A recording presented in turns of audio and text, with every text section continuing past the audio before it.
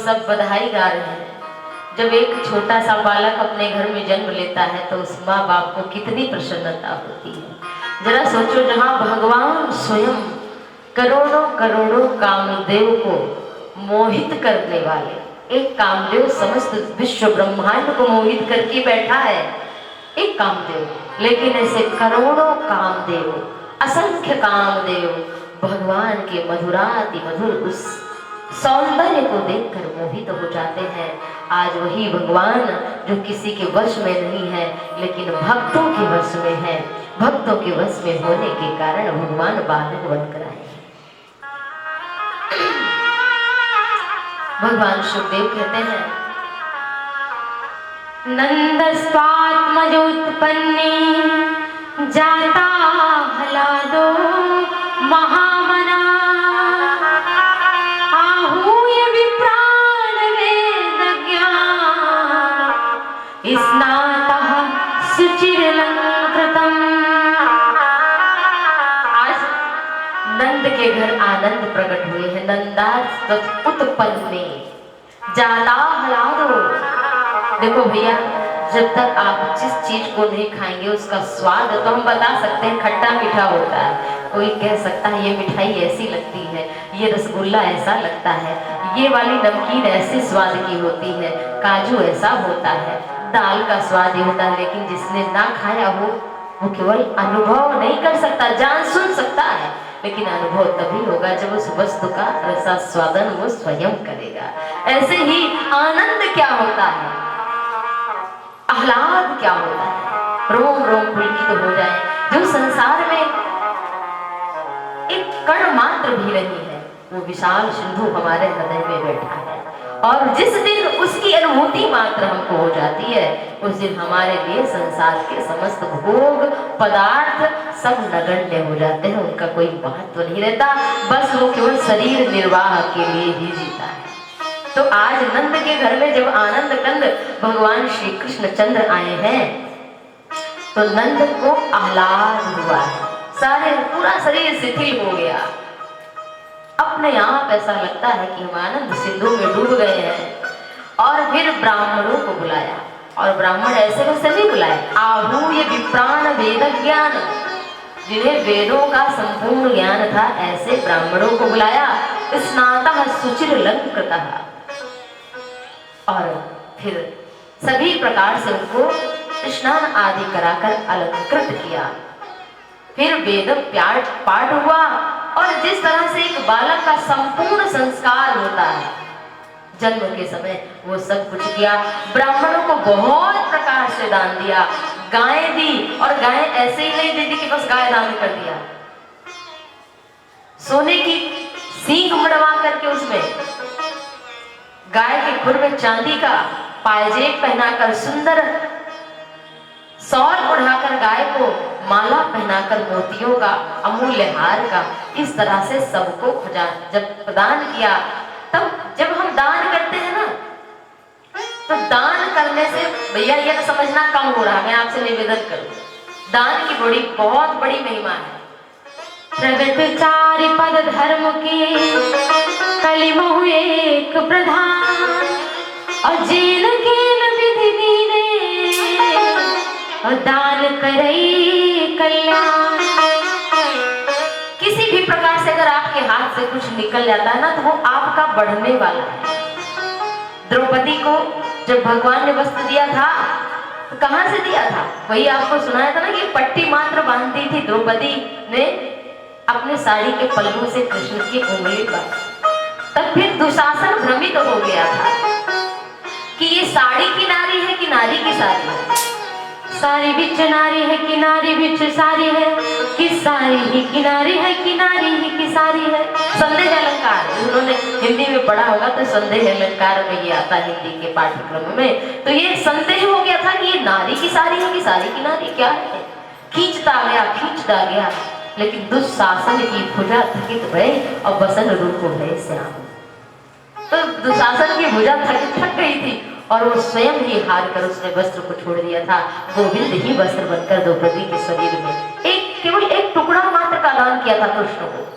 जब शिशुपाल का वध किया था तो लीला में भगवान की उंगली में जब तर्जनी में लगा था चक्र, थोड़ा सा रक्त लीला में बहा भगवान के, और द्रौपदी ने केवल एक टुकड़ा मात्र भगवान की उंगली पर बांधा, तो उसका ये परिणाम हुआ। आप जो दे रहे प्रकृति आपको ब्याज समेत देने के लिए बैठी है। प्रकृति परमात्मा ने ऐसी सृष्टि बनाई है। तुलसी पंछी के पिए ओ घटे न सरिता नीर, दान दिए धन ना घटे जो सहाय रघुवीर। अगर भगवान सहायता करेंगे ना तो आपका दान करने से बढ़ने वाला, घटने वाला तो है ही नहीं। समुद्र से चिड़िया पानी पिए तो बढ़ता ही रहता, बढ़ता ही रहता, घटता कभी नहीं। और रहीम जी तो कहते हैं कि अभिमान मत करो कि आपने दिया, अरे देनहार कोई और है, देत रहत दिन रैन, लोग भरम हम पे करें, याते नीचे नैन। रहीम जी कहते हैं, जब उनसे कहा कि भैया आप बहुत दान करते हैं, आप बहुत इतना दान करते हैं, तो उन्होंने कहा भैया हम कौन है दान करने वाले, हम शरीर लाए थे या शरीर को वापस ले जाएंगे? ये मकान, दुकान, घर, प्रॉपर्टी हम लेकर आए थे या लेके जाएंगे? ये तो सब हमें समय के साथ प्राप्त हुआ है, प्रभु कृपा से प्राप्त हुआ है। और कहाँ से प्राप्त हुआ ये हम जानते भी नहीं। ये आपकी मेहनत से इतना कुछ नहीं मिला। अगर आप अनुभव करो तो ये आपका बनाया नहीं है, ये भगवान का बनाया है, भगवान का दिया हुआ है। और ये अनुभव, ये रहीम जी कहते हैं, देनहार कोई और है, देत रात दिन रैन, और लोग भरम हम पे करे, याते नीचे रहे। देने वाले को देखते भी नहीं, इसलिए कि वो संकोच में ना जाए कि हमको कोई दे रहा है। तो ये भाव होना चाहिए। और आज जब नंद महाराज जी कृष्ण के जन्म पर लुटा रहे हैं ना, तो लक्ष्मी जी खजाने में आकर बैठ गए कि इतना दान प्रवृत्ति इसके भीतर है। लक्ष्मी जी स्वतः आ गई, जितना आनंद लुटा रहे हैं बाबा नंद, उतना ही बढ़ता जा रहा है, उतना ही बढ़ता जा रहा है। जिम सरिता सागर महु जाहि, जद्य पिता ही कामना नाही, तिम सुख संपत्ति बिन ही बोलाए, धर्मशील बन जाए जीवन। आप धर्मवान जिस दिन बन जाएंगे, अधर्म से कुलक्ष्मी आ सकती है, आपको दिखाई तो पड़ेगा लेकिन क्षणिक होगा, लेकिन जो ईमानदारी का धन होगा वो कभी समाप्त नहीं होगा, दिन दूना रात चौगुनी होकर बढ़ेगा और अक्षय होगा।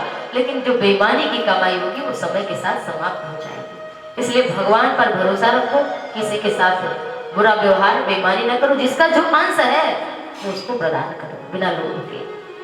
बोलिए आनंद कंद भगवान की। 18 श्लोकों में बहुत बड़ी स्तुति की है, मानो 18,000 श्लोक लिख दिए। अब तो आनंद हो रहा है, उत्सव हो रहा है, गोपियां गान गा रही हैं। और इधर देखो, कंस ने एक मीटिंग बुलाई और उसमें जितने राक्षस थे सबको बुलाया कि भैया बालक ने जन्म ले लिया है और बालकों का वध करना है।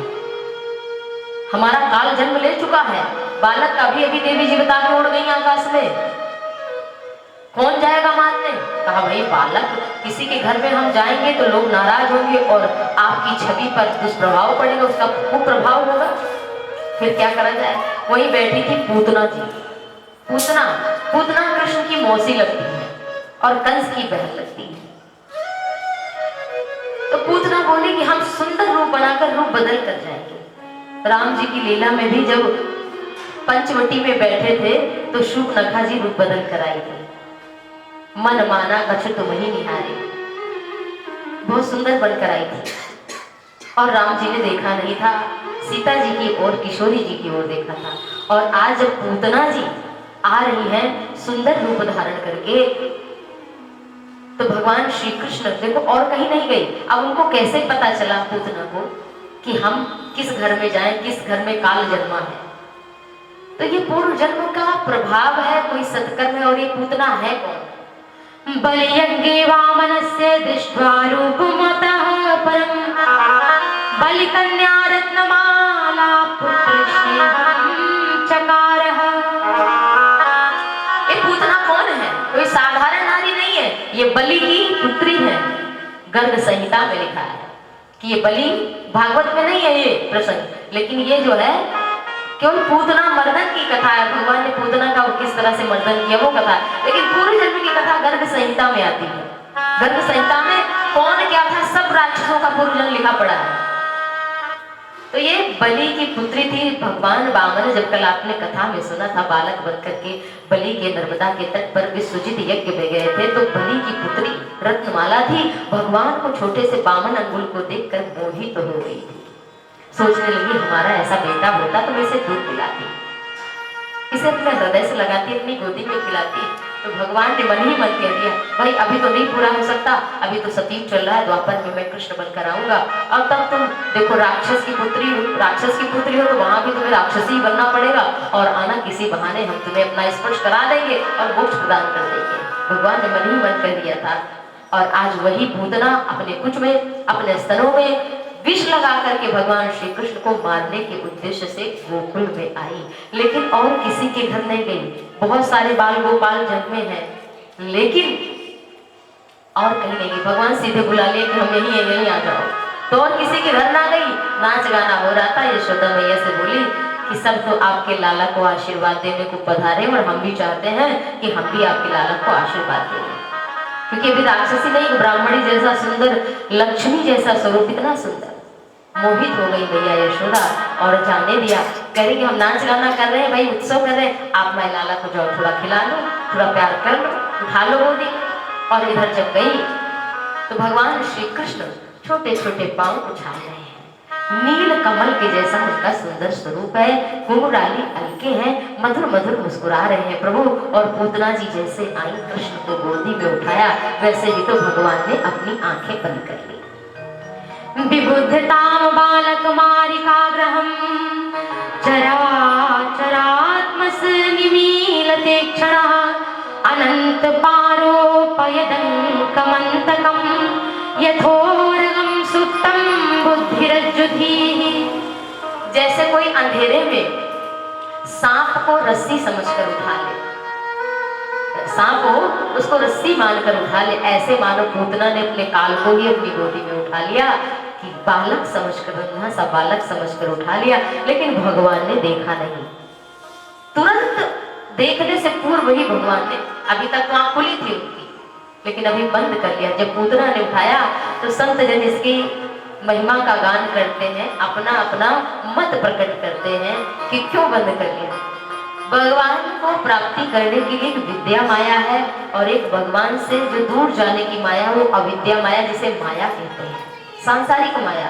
तो भगवान इसलिए कि अविद्या माया राक्षसी रूप में आई, इसको देखना ठीक नहीं है अभी, और इसलिए भगवान ने नेत्र बंद कर लिया। और एक संत कहते हैं नहीं, भगवान देख रहे हैं कि नेत्र बंद करके पूर्व जन्म में ये क्या थी। पता चला कि ये तो रत्नमाला है, तो कहीं बैकुंठ में जगह है कि नहीं, सोचते हैं अपने लोग इसे भेज दूंगा। एक संत कहते हैं नहीं, ये बात नहीं है। सूर्य चंद्र सोच रहे भगवान के एक नेत्र में सूर्य का निवास है और एक में चंद्र का निवास है, तो मानो सूर्य चंद्र भगवान के नेत्र में सदैव विराजमान रहते हैं। मानो कि वो कह रहे हैं कि भैया इतनी पापिनी है ये, आपको ही मारने वाली प्रभु, आपको मारने के उद्देश्य से आई है, तो इसे हम अपने लोक से, सूर्य चंद्र लोक से होकर नहीं जाने देंगे, आप और कहीं से भेजना चाहो तो इसे भेज दो। इसलिए भगवान के नेत्र बंद हो गए। और कुछ संत जन कहते हैं नहीं, भगवान श्री कृष्ण शिव का स्मरण कर रहे हैं। सेवक स्वामी सखा सिय पी के हित निरपद सब विधि तुलसी के। तो इसलिए भगवान का सेवक का भी भाव है, स्वामी का भी भाव है, मित्र का भी भाव है। तो भगवान का स्मरण कर रहे हैं कि भोलेनाथ आपको भी विष पीने का जो स्वभाव है, प्रभाव आपके पास है। तो अभी छोटे से बालक है, 6 दिन के हुए नहीं, आज छठी उत्सव है और आज पूतना मौसी जहर पिलाने लगा गई, तो हम छोटे से बालक हैं और ये काम तो आप ही आकर के विष पियो और हम पूतना जी का दूध पी लेंगे। इसलिए मानो भगवान शंकर का स्मरण किया। कुछ संत जन कहते हैं कि जैसे दवाई होती है ना, कुछ लोग चिराते का काढ़ा आंख बंद कर बस पी लेते हैं, पी लो बस एक घूंट में, ऐसे ही विष पी जाऊंगा। तो अपना अपना संतों का भाव है।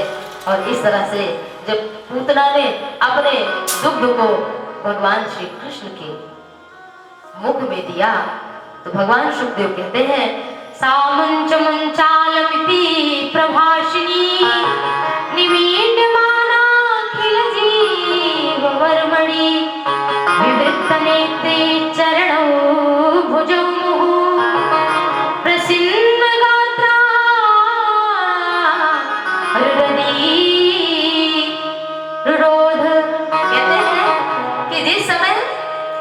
पूतना ने भगवान को अपना स्तन पिलाना शुरू किया। उसी समय भगवान शिव आकर विष पान करने लगे और क्रोध को आदेश दिया, वो प्राण पीने लगा। भगवान कृष्ण वो बलि कन्या रत्नमाला का जो प्रेम था उसको सत्य कर रहे और भगवान श्री कृष्ण मातृत्व सुख दे रहे पूतना को, वो दूध का पान कर रहे हैं। और लेते जब प्राण पीने लगा क्रोध, तो पूतना सोचती है क्या हो रहा है, तो कहती है सा मुंच मुंचाल मिठी, अरे छोड़ छोड़ छोड़।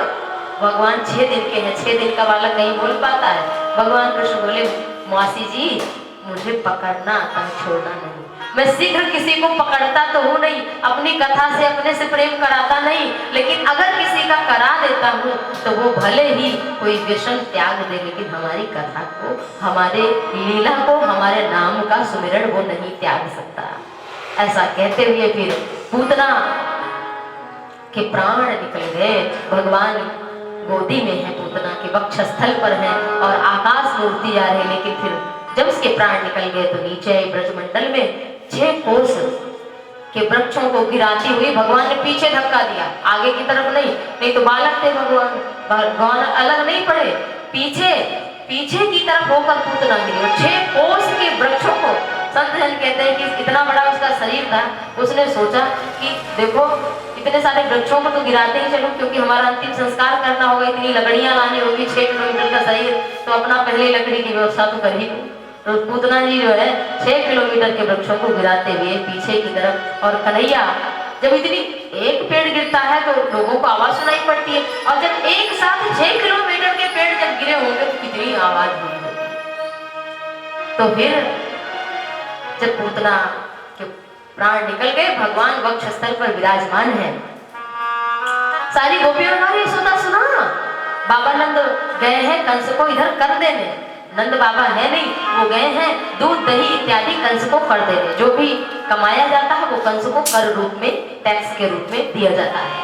तो नंद बाबा है नहीं, यशोदा मैया को गोपियों ने समाचार दिया और यशोदा मैया दौड़ करके आई कन्हैया के पास और देखा तो पूतना के वक्षस्थल पर कृष्ण खेल रहे हैं। जल्दी से गोपियों ने उठाया, अरे यशोदा तुम तो पता नहीं किसको किसको कह देती हो, अभी 6 दिन का बालक है, हर किसी को लोग छूने नहीं देते बालक को, आपकी बुद्धि को क्या हो गया था? बोली बहन हम तो पागल हो गए थे, मुझे समझ नहीं आया था, पता नहीं भाई बुद्धि को क्या हो गया था। गोपियों ने उठाया और कन्हैया को भगवान शुकदेव कहते हैं गोमूत्रेण स्नापयित्वा पुनर्गो रजसार्भकम् रक्षा चक्रुश्च सतता द्वादशे अंगेषु नामभिः। कन्हैया के अमंगल को, जिनका नाम लेने से ही मंगल हो जाता है, जिनका नाम लेने से मंगल हो जाता है, ऐसे भगवान श्री कृष्ण का अमंगल, क्योंकि भी उन्हें गोपियां और यशोदा मैया बालक मान रही है कि हमारा बालक हमारा बेटा है। तो गोपियां बड़ा प्यार करती है, कन्हैया को उठाया, यशोदा मैया के साथ गई और गाय के मूत्र में कन्हैया को नहलाया। गोमूत्र, गोमूत्र में बड़ी शक्ति है, कैंसर जैसी घातक बीमारियों को दूर कर देती है। तो उसका पान करता है तो शुद्ध करके, तो कन्हैया को गोमूत्र में स्नान कराया और गौ माता के चरणों की रज लेकर के तिलक किया कृष्ण का। और इतना ही नहीं, गौ माता की पूंछ घुमाकर कृष्ण रक्षा करे, राम रक्षा करे, केशव रक्षा करे, माधव रक्षा करे, नृसिंह रक्षा करे, माने भगवान के नाम से ही भगवान को झाड़ा दे रहे हैं। और इस लीला चरित्र का कोई स्मरण करके किसी के छोटे बालक को नजर लगी हो, बीमार ज्यादा रहता हो, तो गौ माता के पास जाए और उनके चरणों की रज लगा करके भगवान के नाम से अगर पूंछ घुमाकर स्पर्श कराता है तो कुछ ही दिनों में बालक स्वस्थ होने लगता है। इधर बाबा नंद तो अभी मथुरा में है, कंस के यहाँ, और वसुदेव जी से मिलने गए नंद बाबा। तो नंद से वसुदेव जी कहते हैं कि हमें लगता है, उन्होंने बताया कि हमारा तो बेटा हुआ है, नंद बाबा को तो पता नहीं, तो कह रहे हमारा बेटा हुआ है। तो वसुदेव जी कहते हैं जबकि है वसुदेव जी का पुत्र, लेकिन इतना प्यार बाबा नंद का, ये पूर्व जन्म में वसु थे और इन्होंने बहुत तपस्या की थी, तो भगवान इनके बालक बनकर के घर भी आए। तो कहा कि हमें लगता है, वसुदेव जी कहते हैं कि हमें लगता है कोई अनहोनी होने वाली है, आप जाओ जल्दी। तो बाबानंद कहते हैं ठीक है। वो बिना थोड़ी सी बातचीत किए और कंस को कर दे करके लौट करके पुनः गोकुल आए। और जब आ रहे हैं तो रास्ते में इतनी सुगंधी महक रही है, लग रहा है पता नहीं कहां से इतनी ज्यादा सुगंध आ रही है। पूरे गांव वालों को सुगंध आ रही, वो सुगंध जा ही नहीं रही है। सबसे पूछा कि कहां से सुगंध आ रही है भैया, तो सारी घटना बताई। तो कहते हैं बाबानंद की हमें लगता है वसुदेव जी कोई महापुरुष हैं, उन्हें तो ये सब घटनाएं पहले से वो कह रहे थे, जाओ कोई अनहोनी घटना हमें लगता है होने वाली है, ये कहां से सुगंधी कहां से आ रही है। तो सबने कहा पूतना के शरीर से। पूतना राक्षसी थी तो भी उसके शरीर से कैसे हो सकता है। भगवान सुखदेव कहते हैं कि जिसका स्पर्श से साक्षात भगवान से हो जाए, जिसका दूध पी ले भगवान, उसके शरीर से दिव्य सुगंधी निकले, वो दिव्य स्वरूप को प्राप्त हो जाए, इसमें क्या आश्चर्य है। और फिर यमुना के तट पर पूतना के शरीर को काट काट कर इकट्ठा किया गया, लकड़ियों को जो वृक्ष गिरे थे उन सबको एकत्रित किया गया और पूतना के शरीर को जला दिया गया। दिव्य सुगंधी उसमें से भी निकल रही है। बोले पूतना मर्दन भगवान की। और सुंदर स्वरूप धारण करके वो भगवान के धाम को गई। इस कथा को जो भी श्रवण करता है, भगवान सुखदेव कहते हैं राजर्षि परीक्षित से गंगा के पावन पुलिन पर और गोमती के पावन पुलिन पर भगवान की कथा सुनाते हुए सूत जी शौनकादि ऋषियों से कहते हैं या एतत् पूतना मोक्षम कृष्णस्याल भगवद्भूतम शृणुया श्रद्धया मर्त्यो गोविंदे लभते रतिम। इस पूतना मोक्ष मर्दन की कथा जो भी श्रवण करता है उसे भगवान के प्रति भक्ति की प्राप्ति होती है। भोले बाल कृष्ण भगवान की। फिर